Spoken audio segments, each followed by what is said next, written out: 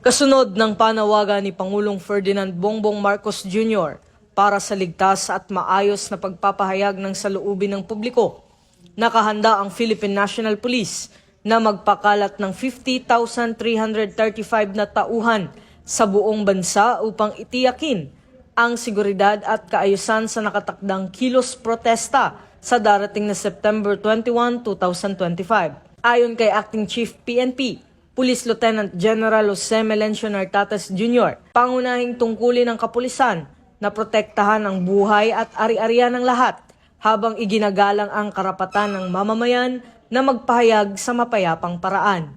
Dagdag pa rito, sinabi ni DILG Secretary John Vic Remulla na ang deployment ng PNP ay nakatuon sa police visibility, standby units, traffic management, checkpoints at border control. Binigyang diin niya na walang balak ang PNP na supilin ng mga reliyista at tiyakin na mapayapa ang pagtitipon. Hinihikayat naman ng PNP ang lahat ng lalahok sa kilos protesta na ipahayag ang kanilang saloobin sa mapayapang paraan, habang ang publiko ay pinapayuhang sundin ang mga tagubilin ng kapulisan at mga abiso sa trapiko para sa kaligtasan ng lahat.